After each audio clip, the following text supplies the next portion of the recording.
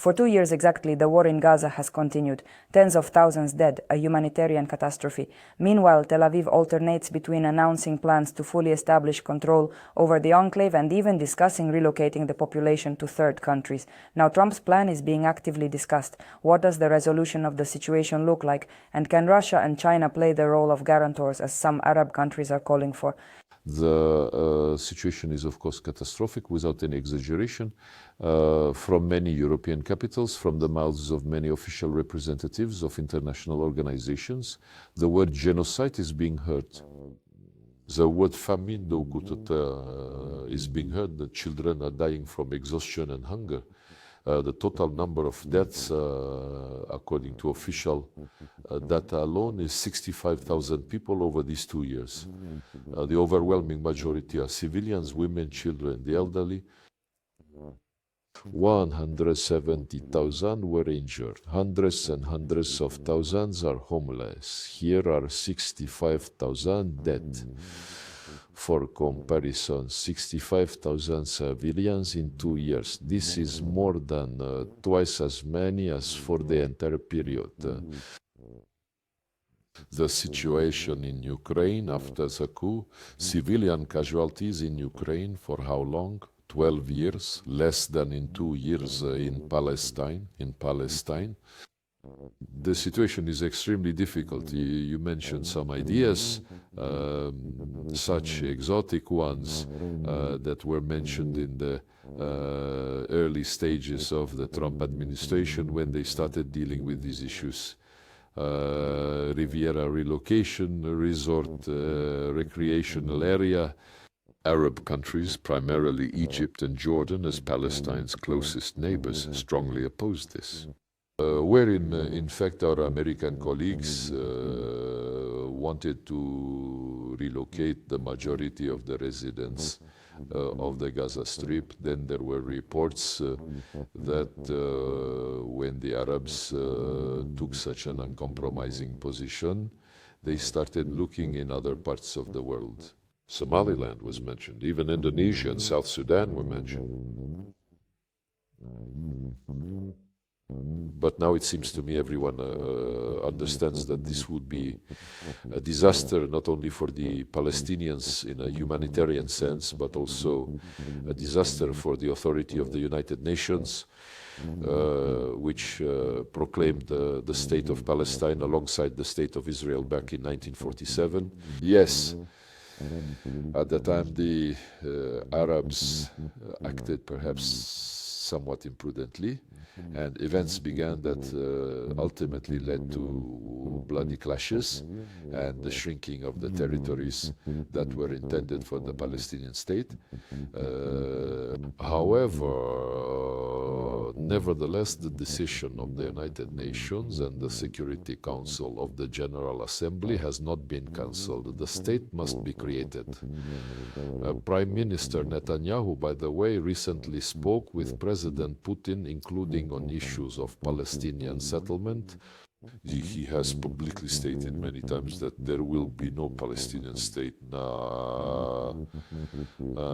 And if you look at Donald Trump's plan, which we consider a positive step, considering that it is necessary to stop the bloodshed, save lives, and restore the Gaza Strip, the city of Gaza, or what is left of them. And Trump proposed these 20 points, which mention the word statehood, but all of this is formulated quite generally and in such a context that essentially it only concerns what will remain of the Gaza Strip. The West Bank is not mentioned in this context, but we are realists. We understand that this is probably the best option currently on the table, at least the best in terms of acceptability for the Arabs. Not from the point of view of rejection by Israel, and that's how I would characterize Netanyahu's position. But most importantly, of course, it should be acceptable to the Palestinians. Hamas, which is part of the Palestinian people and part of the problem. We strongly condemn the terrorist attack that was carried out by Hamas against peaceful civilians 2 years ago. On October 7th, 2023, 1,200 were killed, dozens were taken hostage. This is a crime, but collective punishment of the entire Palestinian people for such terrorist attacks is also a gross violation of international humanitarian law. A number of Israeli figures at that time stated, when they were pointed out that it is not permissible to do so, react. The guilty must be punished, not innocent people, women, children, the elderly. They responded, there are no peaceful civilians there, they are all terrorists, starting from 3 years old. Well, from 3 years old, yes, extremism is certainly fueled there, but for many years, I remember with Israeli colleagues, both in New York when I worked there, and later when I became a minister, we told them, pointing out the necessity to abandon intransigence, to stop stalling the United Nations resolution. We told them that the unresolved Palestinian issue for now almost 80 years is the main factor fueling extremism in the Middle East because children are born. They go to school, and at school they are told that we should have had our own country, our own state. There is a United Nations resolution. Israel was created, but Palestine was not. My Israeli colleagues, even friends, I have many there, they were even offended. Why are you trying to justify everything? It's not that simple. Because when for decades an entire generation is raised in a situation where their despair, legitimate and endorsed by the United Nations, is simply ignored. Such sentiments are very difficult to contain. Therefore, before I return once again to Donald Trump's plan. The plan is realistic if the Palestinians accept it, but of course, we wish success to those indirect negotiations currently taking place in Egypt with the participation of Turkey, Egyptians, Qataris and Americans, and Israel naturally, which is negotiating with Hamas through intermediaries. It is very important, of course, to stop all hostilities. And the fact that Hamas places special emphasis on guarantees against repeated strikes and the resumption of hostilities in the Gaza Strip, especially in Gaza City, reflects that they are learning from the experience that preceded the current situation. After all, at the beginning of this year, there were proposals that seemed to start being implemented, but then Israel, having completed the first stage, resumed military actions, citing that Hamas was not fulfilling its conditions. Therefore, it is very important to work out the details here to prevent recurrences.